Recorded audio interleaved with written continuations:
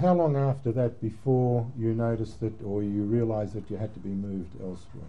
Well, I was called back from Prague, and Do you remember when this was, roughly? 42.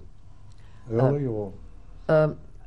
Probably it would have been in summer 42 or early autumn, because the transports left in October. So I think it was probably early autumn. And it was said transports are being organized, and we would be like, through probably my father's prominence, we would be in the last transport that I remember. Did that make you feel uneasy as to what were your feelings in this sort of movement of people? Look, it is very difficult to judge today. When you are very young, nothing makes you feel terribly apprehensive. Your parents are apprehensive, you are not as apprehensive. You know, you think, oh, it'll be all right, it'll be a camp, it'll be all right. Did you realise what the No. importance No. of this was to you? No, no, no. And did your parents perhaps give you any inkling of what might be... I don't think anybody knew. They didn't know exactly what Theresienstadt was. They didn't even know about concentration camps. That was all hearsay. So you had no knowledge of the outside world, what was going on, or anything like that? You didn't hear anything? No. I mean, we knew that German Jews were very badly treated and all that. There was always a feeling and the belief that it wouldn't happen in Czechoslovakia. When we knew we were going into a camp in Czechoslovakia, we certainly worried less. So you were notified to go to this camp. In what manner? Do you know? Do you remember? No, the actual manner I do not remember. I do know that we packed, you know, suitcases and the things, and we congregated all in some big school hall or some such hall the night before we were put on the trains. And what sort of belongings were you allowed to take with you? We could take whatever we wanted. Well, naturally not furniture or anything, but personal belongings. Just going back a little bit, were there any time previous to this where there might have been any confiscations of property that you can remember? I think there might have been, but as I mentioned the motor cars. I do remember that they confiscated my father's study, which served later on as office of the mayor, and I got it back after the war. It was very nice carved furniture. But probably, I think, gold and things. But as I told you, whilst we had various like visits by German soldiers and so on, through my mother's brother and his medals from the First World War, they were usually stopped in its tracks. You mentioned your mother's brother. Do you mind telling us a little about him? Well, my mother's brother was a very highly decorated officer in the First World War. He studied in Prague after the First World War and was a civil engineer. He always felt that he was a career soldier, and he returned to Austria, being Austrian and being born in Austria. And he joined the Austrian army, and later on actually participated in the assassination of the former Austrian Chancellor, Dollfuss, and escaped with other high-ranking officers to Germany, and he was highly decorated by Germany or by Hitler for those activities. Did he at any time offered to help your family? Yes, he at all times offered to help my family. He tried to persuade my mother to leave my father and take us, like my brother and myself, to Germany, and he would have totally protected us. And I'm sure he would have. And this was before you... That was in 1937, before we even knew. And in 1938, he visited us very frequently. And during this time, do you know what your brother was doing? My brother was in school. Yeah. He was a child. He was in school in Ostrava all the time? He didn't travel around as much as you did? No, he was much younger. Right. He was 6 years younger. So at the time you were going to Theresienstadt, he was together with you? Oh yes, we were all together. Now, you mentioned now that the transports were, you had to congregate in a school hall. I think it was a school hall. It was some big hall. And how was your transport organised? Did you have to walk or by truck to a station, or was you far from a station? We certainly didn't have to walk.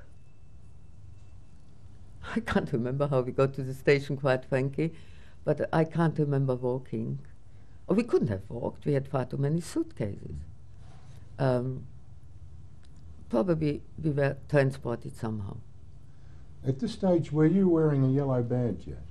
Yes, at this stage I was wearing a yellow badge. So this would have been issued when? Can you remember? Probably when I got back from Prague. Can you give us an idea of the conditions on the train? What sort of train was it? It was a normal train. Normal train. Yes. And was it very... were there a lot of people on the train? Was it very packed? No, I don't think so. I mean, I can't remember, so I don't think so. I mean, I've got no memory, actually, of being crowded or unpleasantness or nothing like that. Were there any guards around at the time? Very probably. German guards. But you can't remember? No, obviously there would have been.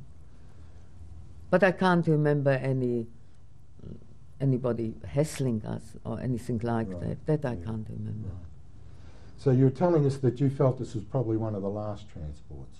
I knew it was the last transport. It was the last transport from Ostrava? Yes. And do you know which towns you travelled through? Did you take any notice of it? Oh no, it was a normal railway. If I would have travelled in normal times between Ostrava and Theresienstadt, it would have been the same. Yeah. After all, it was in Czechoslovakia. Yeah. So I mean, you didn't notice. It was just a normal train Of course, service. it was not 1942. Right. So when you came to Theresienstadt, can you give us a description of your first... Yes, we actually, as you probably don't know, Theresienstadt hasn't actually got a railway station. The railway station of Theresienstadt is called Bohuschowice, and it is what you might probably call a railway siding.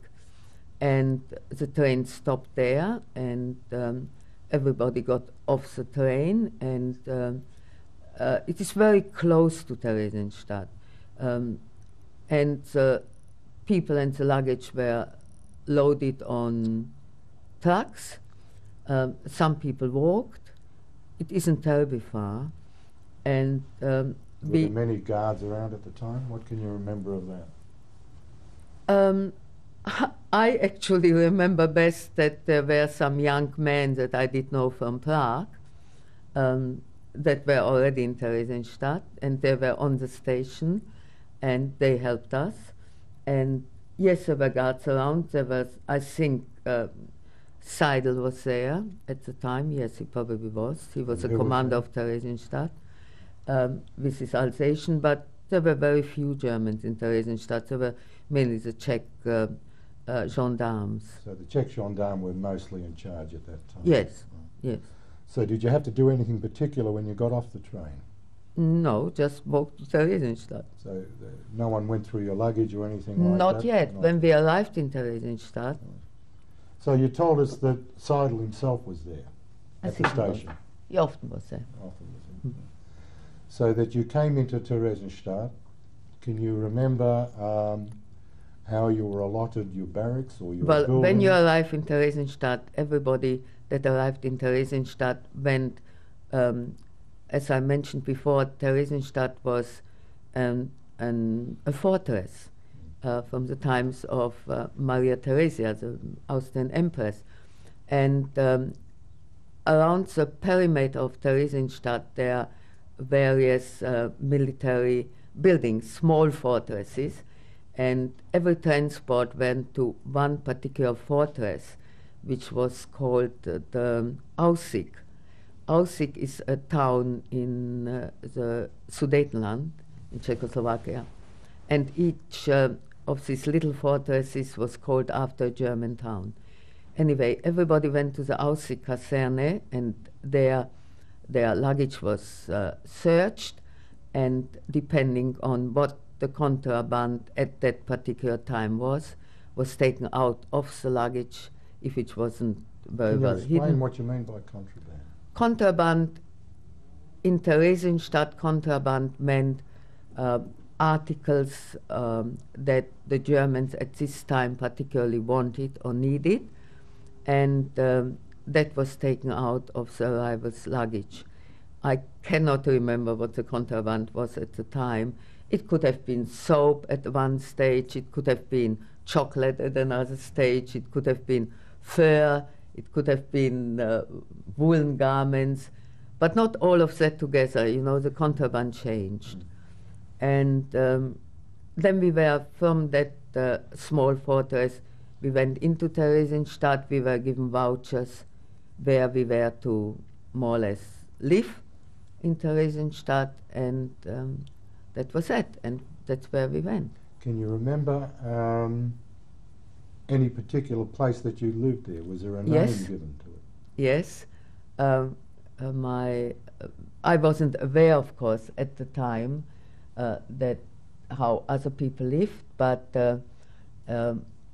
my parents were given a room, or our family more was given a room to themselves, which was actually one of the rooms in the former administration building of Theresienstadt.